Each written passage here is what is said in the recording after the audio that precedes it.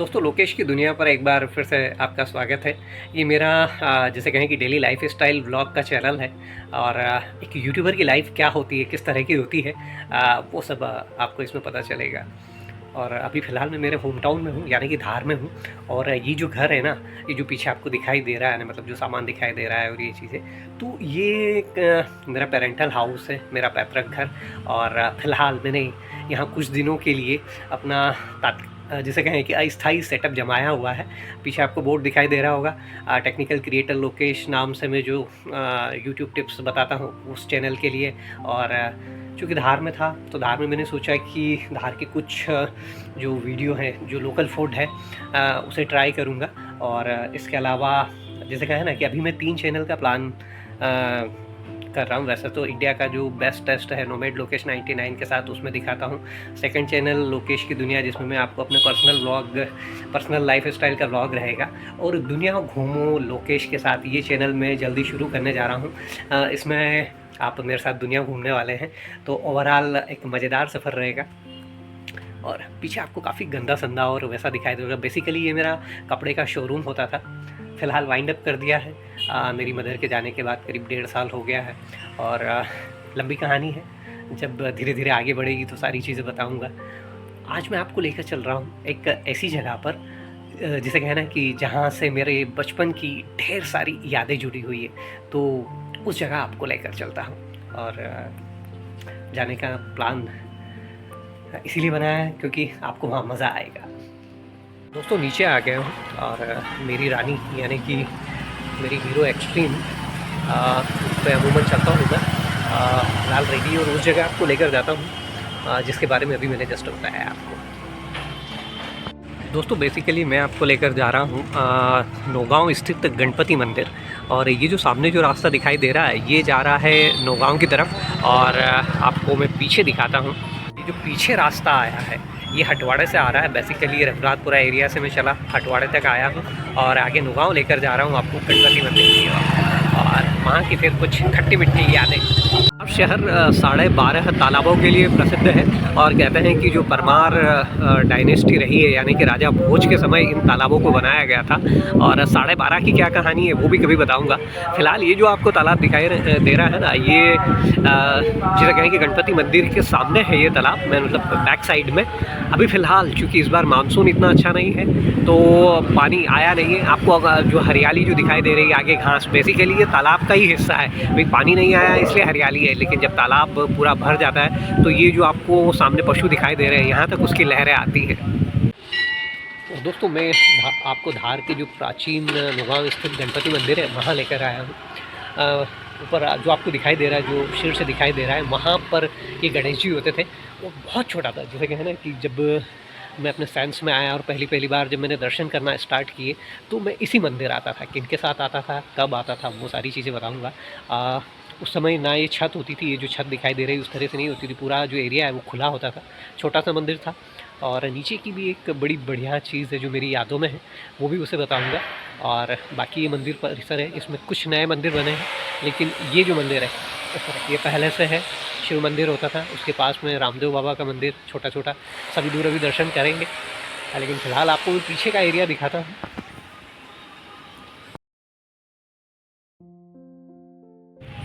और दोस्तों इस नज़ारे को देखिए। बेसिकली ये चीज़ थी जो मुझे बचपन में कहीं ना कहीं यहाँ खींच कर ले आती थी।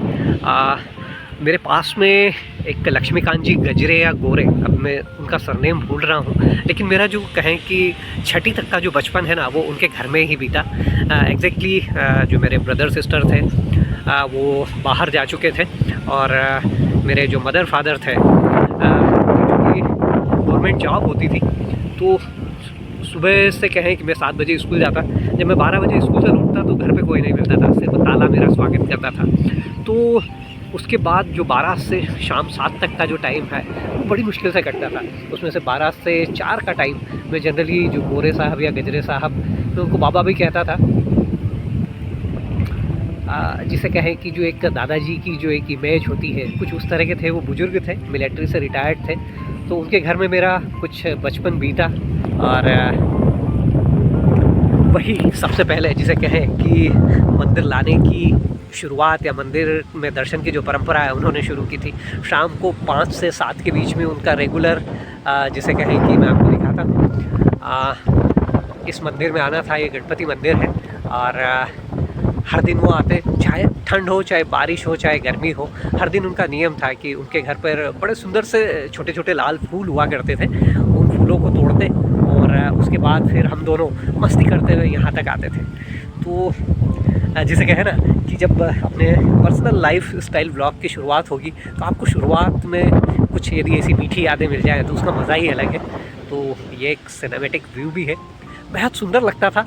टाइम कब कट जाता था पता ही नहीं लगता था। और चूँकि मैं तो छोटा था तो ढेर सारी यादें, ढेर सारी चीज़ें अभी सुनाता हूँ आपको। एक बार पहले दर्शन करवा दूँ मैं आपको। और दोस्तों अब ये सीढ़ियाँ चढ़ रहा हूँ। ये सीढ़ियाँ भी उस ज़माने में इस तरह की नहीं होती थी। अब तो चूँकि यहाँ पर जैसे कहें ना, यहाँ मार्बल लग गया है और मंदिर में काफ़ी सारा डेवलपमेंट हो गया है। ये जो पूरा परिसर है ये नया बना, ऊपर की जो छत है। लेकिन हाँ, मूर्ति आज भी वही बचपन वाली है, मनोहारी मूर्ति। तो मैं आपको दर्शन करवाता हूँ। और जैसे कहें कि गणपति बप्पा के साथ यदि शुरुआत हो तो आनंद ही अलग है। घंटी बजा ले। उस बचपन में भी जैसे कहें ना कि मंदिर में दर्शन से ज़्यादा घंटी बजाने का उत्साह होता था। तो दर्शन करिए आप, मैं आपको फ्रंट कैमरे से दर्शन करवाता हूँ प्रभु। दोस्तों काफ़ी पुराना मंदिर है और जिसे कहें कि सिद्ध मंदिर है। और मेरे लिए तो जैसे मैं कहूँ ना कि मैं बाबा के साथ आता था, तो ये जितनी एडवेंचर की जगह थी, जितनी पिकनिक की जगह थी, उतनी ही जैसे कहें कि जो पहली बार भगवान को मानने की जो समझने की जो समझ है वो यहीं से पैदा हुई। और तभी से जैसे कहें कि गणेश जी आराध्य भी रहे हैं। दोस्तों इस मंदिर पर जैसे कहें ना कि पीछे की तरफ अभी तो यहाँ पर ये आप देखिए बाउंड्री वॉल भी बन गई है, लेकिन कोई बहुत ज़्यादा बाउंड्री वगैरह भी नहीं होती थी। और ये जो इतना आगे का एरिया ये अभी बाद में बना है। पहले थोड़ा सा नज़दीक ही होता था। लेकिन वो जो आपको पीछे दिखाई दे रहा है, हम आधे टाइम हम यहाँ ऊपर से तालाब देखते थे, दूर दूर तक फैला हुआ। इधर अभी आपको चूँकि यहाँ पर थोड़े से पेड़ पौधे लग गए, मतलब ये एरिया भी पूरा खुला हुआ था, वो तालाब दूर तक दिखाई देता था। तो चारों तरफ मानसून में, और अब तो क्योंकि थोड़ी सी बारिश कम होने लगी है धार में। उस ज़माने में उस टाइम पर काफ़ी बारिश होती थी। और कितनी बार ये होता था, इस व्लॉग को यहाँ पर बनाने का मेरा मन भी इसीलिए हुआ कि शाम को भयानक बारिश होती थी 6-7 बजे के करीब। इस तरह की बारिश और इस तरह की तेज़ हवा होती थी कि आपका छाता भी उड़ जाए। और चूँकि अब बाबा के में मुँह लग गया था तो वो मना भी कर देते कितनी बार कि यार आज नहीं जाएंगे, बहुत बारिश हो रही है। लेकिन मैं उनके पीछे पड़ जाता जिद कि नहीं चलना तो पड़ेगा, गणपति जी वरना नाराज़ हो जाएंगे। तो दोस्तों चाहे जितनी बारिश हो, हम पूरा गीला होते, छाता होता था उनके पास। लेकिन चूँकि तेज़ जो हवा चलती है ना, उस तेज़ हवा में पानी जो इधर उधर से उड़ के जो आता है तो हम पूरे गीले हो जाते। लेकिन बाद में हम दोनों खूब एंजॉय करते। और इस तालाब की एक और कहानी है। गणेश जी खमाना हो, अनंत चतुर्दशी पर तो भी हम यहाँ आते थे। और दूसरी चीज़, इस तालाब में मैंने कम से कम 3 साल तक लगातार तैरना सीखने की कोशिश की, पर मैं नहीं तैर पाया। एग्जैक्टली जो बाबा होते थे वो कहते थे कि कूद जाओ, मैं पानी में कूद जाता। लेकिन कूदने के बाद मैं पैंदे में बैठ जाता, मेरे नाक मुंह कान सब दूर पानी भर जाता, खूब खांसी आती। बेसिकली उस समय मैंने रस्सी से सीख पाया। जिसे कहें कि बाबा, उनका कॉन्फिडेंस ऐसा था, चूँकि वो मिलिट्री पर्सन थे, उनका ऐसा कहना था कि तू कूद जा, डर मत, मैं सब संभाल लूँगा। अब मैं कूद जाता तो रस्सी और ट्यूब होता तो शायद मैं सीख जाता। लेकिन चूँकि रस्सी और ट्यूब नहीं था तो मैं सीख नहीं पाया। आज भी जैसे कहें कि अब तो मेरे अपने दोस्तों के यहाँ पर पुल है इसी शहर में, जो 2 स्विमिंग पूल है यहाँ पर, गिनती के स्विमिंग पूल है 3 या 4 होंगे। उनमें से 2 स्विमिंग पूल मेरे दोस्तों के ही हैं, सत्येंद्र के हैं और विक्की के हैं।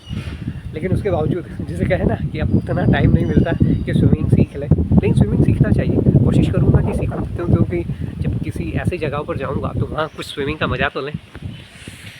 तो दोस्तों ये इस मंदिर से जुड़ी हुई कुछ यादें थी।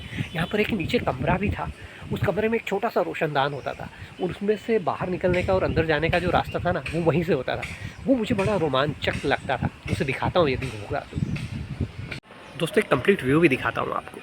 बड़ी मनोहारी जगह है, नौगांव एरिया है, तालाब के किनारे है मंदिर, प्राचीन मंदिर है। और स्पेशली जब चतुर्थी होती है तब यहाँ पर अच्छी खासी भीड़ उमड़ती है।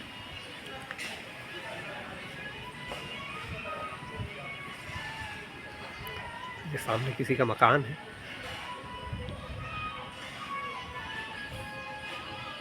सीढ़ियों से नीचे उतर रहा हूँ। आज रूटीन में मैं जहाँ जाता हूँ वहाँ नहीं गया हूँ। सबसे पहले मैं व्लॉग को कवर करने के लिए यहाँ आ गया हूँ और जो चीज़ मैं दिखाना चाह रहा था देखता हूँ वो है या नहीं है। तो जो मैं आपको दिखाना चाह रहा था ना वो यहाँ नहीं है। हालांकि ये कमरा यहाँ बना हुआ, लेकिन ये कमरा पहले पूरा ऐसा नहीं होता था।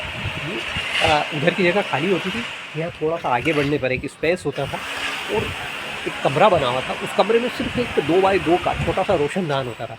यहाँ पर 1-2 लड़के रह के पढ़ते थे, तो बस उस रोशनदान में से ही वो बाहर निकलते थे, रोशनदान में से ही वो अंदर जाते थे। और अंदर वो उस ज़माने में टेम्परेरी लाइट के सहारे पढ़ते थे या जो भी करते थे, आई डोंट थिंक। तो मुझे बड़ा पता है वो रोमांचक लगता था। मुझे ऐसा लगता था कि यार काश मुझे भी कभी इस तरह से रहने का मौका मिले कि ऐसा कमरा हो और चारों तरफ से।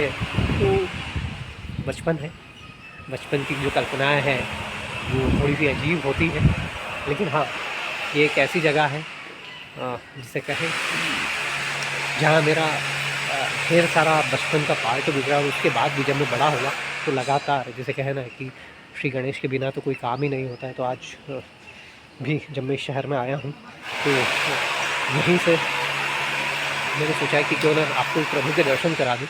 और ये पीछे मंदिर है छोटा सा, जो बाद में भी रिनोवेट हो गया है। और चूँकि नौगांव एक ऐसा एरिया है जैसे कहें कि जहाँ पर जो खेतीहर लोग, जो किसान लोग हैं वो ज़्यादा है। तो यहाँ पर ये रामदेव बाबा का मंदिर भी है और आपको दर्शन करा दूँ।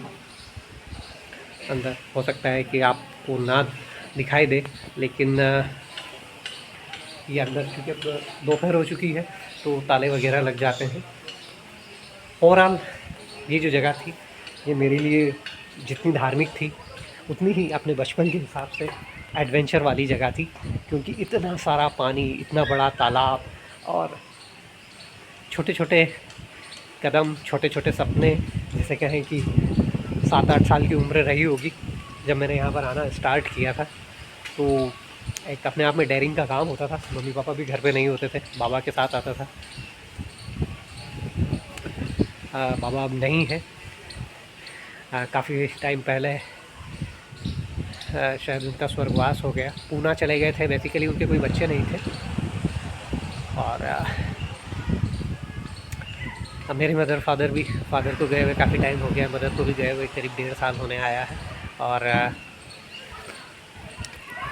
आज का ये जो ब्लॉग फ़िलहाल बस इतना ही। लोकेश की दुनिया पर बताना चाहता था कि कहाँ से, जैसे कहते हैं ना कि जब सेम साफ का स्टार्ट होता है, जब आपकी ज़िंदगी स्टार्ट होती तो कहाँ से स्टार्ट होती, तो उस पॉइंट को कवर करने की कोशिश की मैंने। नौगांव का गणपति मंदिर था ये, धार का। और यदि आपको ब्लॉग अच्छा लगा हो तो प्लीज़ इसे लाइक करिएगा। और यदि मेरे चैनल को अभी तक आपने सब्सक्राइब नहीं किया है तो सब्सक्राइब कर लीजिएगा। लोकेश की दुनिया मेरा ये personal daily life style blog है। इसमें एक यूट्यूबर की लाइफ क्या होती है, पहले मैं कुछ और था, अभी फ़िलहाल यूट्यूबर है, तो वह सब आपको देखने को मिलेगी। चलता हूँ, जल्दी मिलता हूँ किसी दूसरे नए ब्लॉग पर। तब तक के लिए अपना खास ख्याल रखिएगा। गुड बाय, गुड नाइट, शब्बा खैर।